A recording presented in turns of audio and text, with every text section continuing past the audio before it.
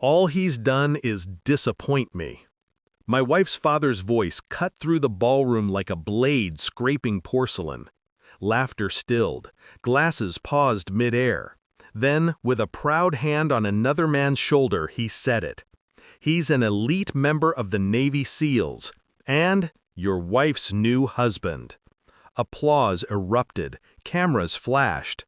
But the man he introduced, tall, sharp, confident, froze when he saw me. Not a blink, not a breath. His color drained, his lips parted, trembling. "You," he whispered, just enough for me to hear. "Are you the Black Widow of the SEALs?" Silence devoured the room. My wife's smile faltered. Her father's grin stiffened. Everyone turned to look at me. The disappointment, the ghost, the man she'd replaced. I didn't move, didn't flinch, because the name he spoke was one I had buried years ago, in the depths of a file marked classified. And the man who said it wasn't supposed to be alive. It started months earlier, late nights, whispered calls, showers that lasted too long. I knew the rhythm of infidelity like the hum of a low-grade fever. You don't feel it at first, but it eats through bone. She changed her perfume. Her laughter softened. She stopped asking me to hold her. Then one night, while folding laundry, I found a cufflink engraved with a trident, the SEAL insignia. I hadn't worn mine in years. When I asked, she smiled too quickly. "Probably from your old stuff," she said, turning away before I could see the flush on her neck. That's when I started watching. Her phone would light up at midnight, face down. She began spending weekends at her father's estate, planning his fundraiser. And her father, the man who once called me son, stopped meeting my eyes. In every silence, something screamed. I wanted to confront her. I didn't. I'd learned long ago. Truth doesn't need to be shouted. It reveals itself in patterns, in habits, in small fractures beneath the surface. So I watched her world shift, and I waited.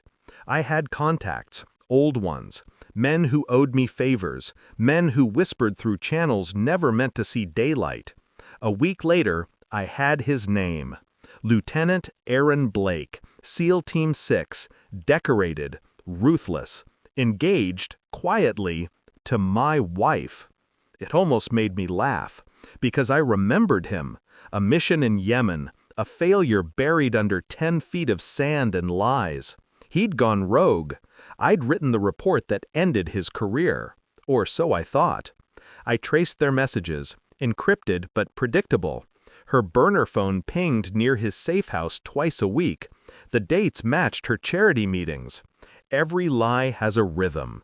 Every rhythm can be decoded. I didn't confront her, not yet. Instead, I sent a single message to an old handler. Find out who resurrected Aaron Blake. The reply came hours later. You're not supposed to exist either. That's when it hit me. This wasn't just betrayal. It was orchestration. My wife hadn't just replaced me. She'd been guided to. By him. By her father. The dossier landed on my desk a week before the party. Her father, former defense contractor, Aaron Blake, reinstated under his recommendation, a covert deal, marry the daughter, inherit the company, erase the past. And me, the disposable husband, the scapegoat.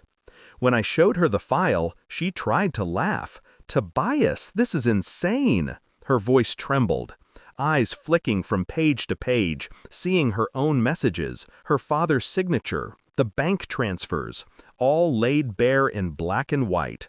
I said nothing, just watched her crumble, her world collapsing on itself, quiet and suffocating. When she finally looked up, tears threatening, I simply said, "Don't worry, I'm not angry." I watched her unravel and felt nothing. The next week, I waited. Not for her, but for him, Marcus. He came to our house, casual as ever. Probably thought she had me fooled. He didn't expect me to be the one to open the door. When he saw me, the color drained from his face. Behind him, she stood frozen, clutching her purse, eyes wide, panic in every breath. I smiled. "Welcome back." He stammered something about being in the neighborhood. I nodded slowly, letting the silence stretch. Then I stepped aside, and from the hallway, two men in suits walked out, my new partners. The same company Marcus thought he ran.